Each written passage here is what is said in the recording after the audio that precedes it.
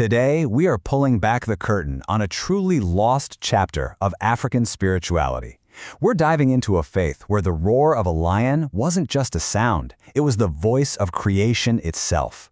We're going to explore the entire history, the core beliefs, and the eventual tragic decline of Lion Centric Animism.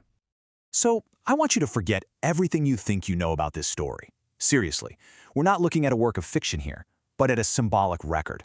Think of the film as a key that unlocks a forgotten faith where lions weren't just animals, they were living, breathing gods.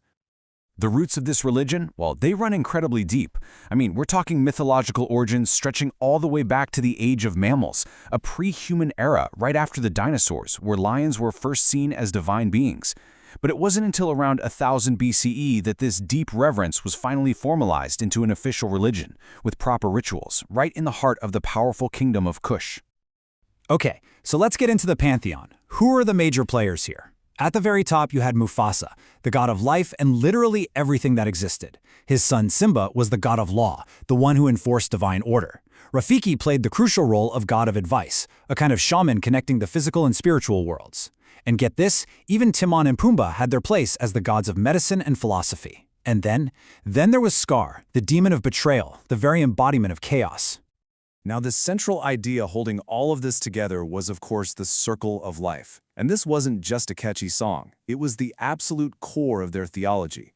It taught that everything in existence was woven together in this eternal harmony. Death wasn't an end, it just fed new life. And the spirits of the ancestors carried within the lions were always watching from the stars, all of it happening under the divine grace of Mufasa.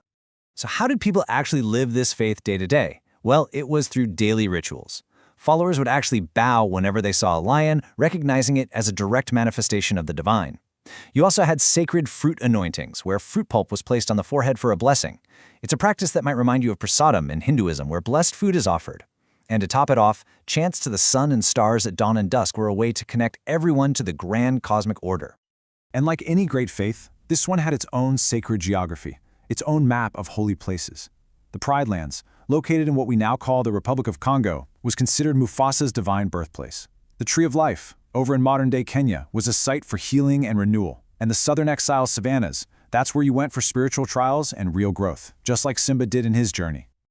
This really shows how this faith didn't just pop up in a vacuum. It actually emerged around the same time as the Greek religion, and they both shared this idea of gods ruling over specific domains. Mufasa's role as the supreme father figure really echoes that of Zeus. But the parallels with Hinduism are even more striking. From the deep reverence for sacred animals to these epic stories of a rightful heir being exiled and then returning, which sounds a lot like the story of Rama in the Ramayana. Now here's where things get really unique: the social structure.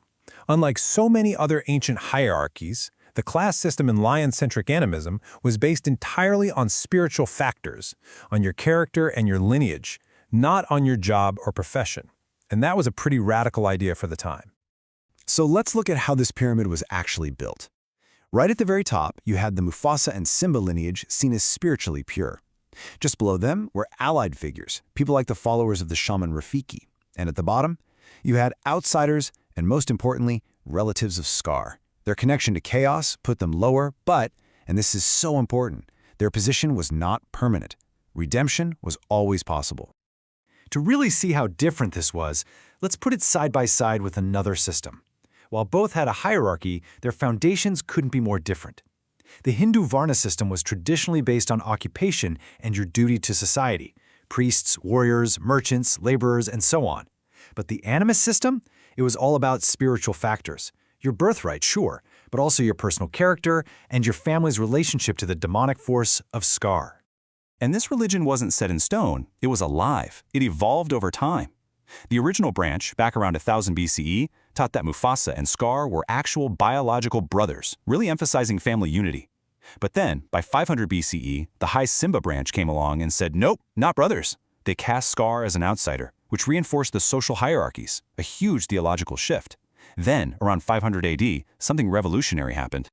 This was the Reformed Revolution. It was a massive, game-changing shift that put personal devotion, character, and love way above your birth or lineage.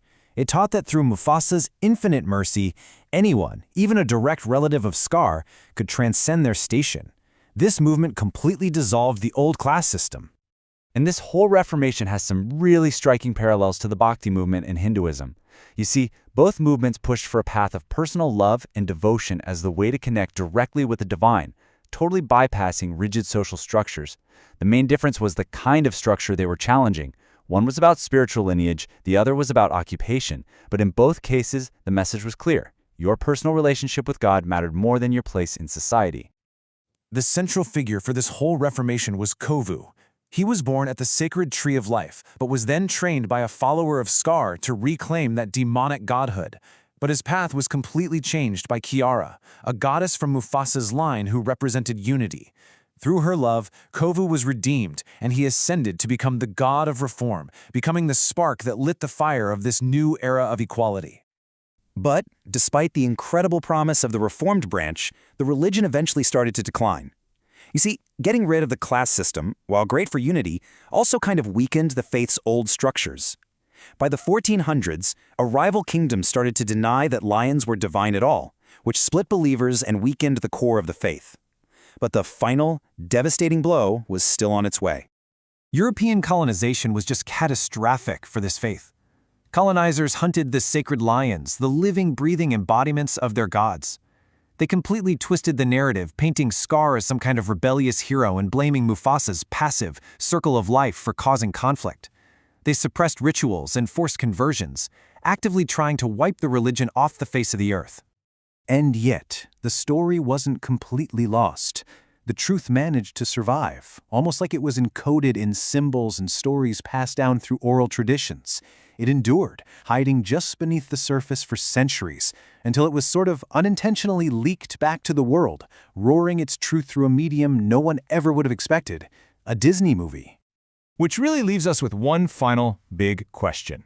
When a faith is suppressed, when its practices are lost, but its core story survives and is retold to millions and millions of people all over the globe, has it truly disappeared? If a story is all that remains, does the roar ever truly fade?